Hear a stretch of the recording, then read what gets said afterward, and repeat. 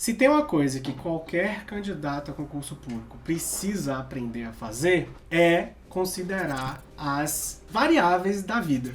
Porque assim, muitas vezes a gente quer estudar para concurso e a gente pensa assim, eu vou começar a estudar, monta um planejamento e acha que aquele planejamento vai ser executado perfeitamente, que não vai faltar nada, que a gente vai dar conta de fazer tudo, que somos mulheres maravilhas, os super-homens, vai dar conta de cuidar da vida espiritual, da saúde, do trabalho, principalmente para você que trabalha e estuda. E aí, quando o tempo vai passando, a gente vai se colocando expectativas e acontece de você ter uma semana como essa aqui, em que você não pôde estudar porque teve que se dedicar às coisas do trabalho. Acontece de a gente pegar algum tipo de problema de saúde ou ter que resolver alguma coisa emergencial, ou mesmo cuidar da vida espiritual. Mas nunca a gente pode deixar de avaliar o todo e fazer contas que são relativamente simples de fazer. Vê, se você estuda de segunda a sábado, são 6 dias úteis para estudar. Aí se você soma o período passado de 24 vezes 6, 24 dias úteis, e você percebe que dos 24, 10, ou seja, quase 50%, por algum motivo ou outro, pouco importa aqui agora o motivo, né? Você não estudou, beleza, não estudei, Roberto, de 24 eu só estudei 14, ou seja, quase 50% dos dias não deu para estudar por circunstâncias alheias à sua vontade. Mas aí a gente pensa logo assim, vou jogar tudo para cima, tá tudo errado. E aí quando a gente olha para um método que nos permite ter um controle, a gente vê que a gente avançou, e não só você percebe que você avançou, como você percebe o seguinte, ora, se dos 24 eu tivesse feito pelo menos 20, 22, né, sido quase perfeito, eu teria batido as metas que foram estabelecidas. Faz sentido? Então, vê só, qual é o ponto aqui? A gente precisa perceber, registrar e tá sempre fazendo esse acompanhamento para entender, tá tudo bem. Não é o momento de desesperar, não é o momento de jogar tudo para cima, porque quando a gente não tem essa clareza e essa concretude do controle de horas que você precisa ter, das metas de quanto você já estudou,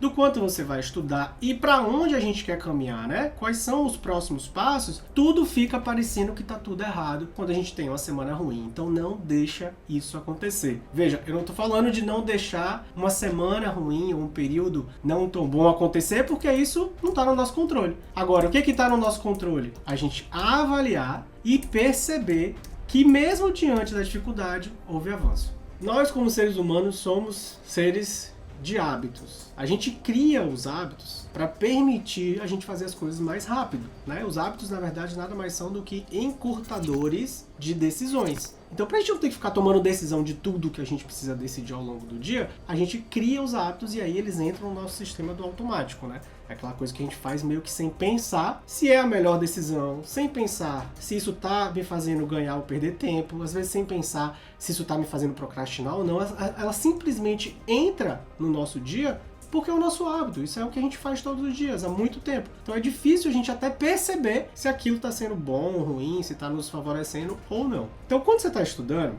você está lá em estado de concentração, faz de repente uma pausa, e aí ao invés de você fazer essa pausa para realmente se dar uma pausa, porque perceba, o estudo por si só, ele é uma atividade cognitiva que exige muita concentração, que exige da gente um foco total e que não pode ter outro pensamento ou outra preocupação acontecendo na mesma hora, senão você não vai estar prestando atenção. Se você não está prestando atenção no estudo, você está aprendendo muito pouco ou quase nada. E aí quando a gente faz a história da pausa, que eu particularmente entendo o seguinte, não sigam essas regras específicas de cada meia hora, 40 minutos, 50 minutos, tem que parar para poder voltar depois e dar essa pausa. Porque eu entendo o seguinte, se você está entrando no que a gente chama de estado de flow, né? Sabe aquele dia que você estudou, que você nem lembrou que o tempo passou e quando você foi ver, nossa, já tem 1h30, 2 horas que eu tô sentado nessa cadeira? Então, a gente quer encontrar esse estado de flow em todas as sessões de estudo. Então não faz muito sentido, tá? Pra mim, você botar um alarme que vai dizer, agora deu meia hora, deu 35, 40, 50, preciso parar de estudar, porque você está interrompendo um estado de flow que é algo muito benéfico, né? Você está 100% concentrado, por que parar? Então, como é que eu particularmente recomendo pausas? Pause quando você começar a perceber que está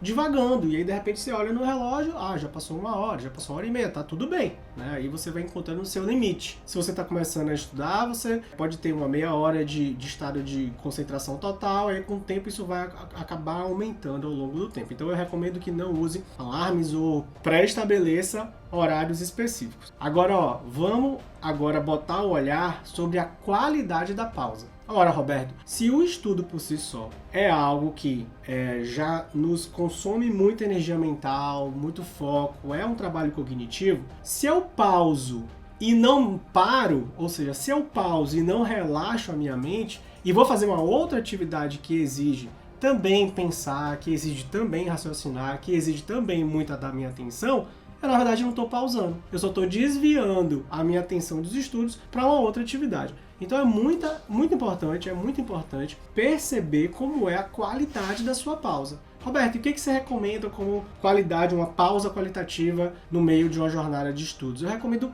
fortemente que você vá relaxar, que você faça exercícios de respiração. Eu recomendo que você vá, de repente, tomar um café, tomar uma água. Literalmente, assim, se desligar dos estudos, mas não se ligar em mais nada. Porque senão você não está pausando, você só está trocando o objeto da sua atenção. Você está parando de prestar atenção nos estudos e nos livros para prestar atenção numa outra coisa. Então é muito importante que no momento da pausa você efetivamente pause e dê esse descanso para essa máquina aqui, para que ela depois de 10, 15 minutos já volte a funcionar na sua melhor capacidade, beleza? São hábitos, eu também tenho isso. Aqui em casa eu já combinei com minha esposa. A gente depois da JC voltou refletindo muito, do SC, né? Voltou refletindo muito sobre várias coisas, né? E aí a gente segue outras pessoas, né, que falam sobre isso, produtividade e tal, também no Instagram, é bem legal. E vira e mexe eles falam sobre coisas que a gente realmente às vezes se pega no automático, do tipo ir dormir com o celular na mão, acordar e esticar o braço para já pegar o celular para entrar nessas demandas externas. Aí o tempo vai passando e você vai percebendo o seguinte, pô, isso tá no meu automático, eu nem paro para me conscientizar em primeiro lugar, para despertar. Então a gente fez esse despertar hoje, o despertar para a necessidade de dar mais qualidade nessa pausa e para se lembrar sempre disso. O que é prioritário? Responder grupo ou descansar para estudar de novo quando voltar, começar a fazer blocos de 1h30, 1 hora, logo no primeiro bloco. Você não vai mais precisar meia hora para depois intervalo em 1 hora, 1h30. De cara a gente já faz 1h30. Daqui a pouco você tá estudando 3h30 ao invés das suas 3 horas. Tá, é isso, mas assim, aí são coisas que, poxa, Isaura, é como eu tô querendo te dizer. Eu tô num momento hoje que eu tô muito feliz assim de estar voltando com essas mentorias individuais. Tem vocês, já tem outros alunos também. Porque eu também tô passando por esse momento de, como é que eu posso dizer? De despertar dessas outras coisas que a gente, infelizmente, um ano e 9, 10 meses que a Antonella chegou, bagunçou muito a minha rotina de produtividade aqui em casa. Foi impressionante. Não que, pelo amor de Deus, né? Melhor bagunça que aconteceu nas nossas vidas aqui. Mas a gente tá passando por isso, sabe? De ter que, não, agora temos que voltar, porque ela já tá grandinha e tudo mais, já passou aquela fase bebê e tudo. E ela já tem a rotina dela e tudo, e dá pra encaixar tudo, dá pra conciliar tudo. Mas a gente tá vivendo isso. E assim, é natural que a gente se perde, às vezes, no caminho, né? Se você estivesse fazendo esse processo de mentoria comigo em 2020, 2019, nossa, você ia ouvir muito mais coisas desse tipo, mas muito mais coisas desse tipo, porque eu só passo pra vocês o que eu venho fazendo com a minha própria vida. A gente não pode ajudar ou agregar com aquilo que a gente não tem, na verdade, com aquilo que a gente não pratica. Então a história do celular, por exemplo, só para fechar esse raciocínio, é que agora fica aqui dentro do estúdio,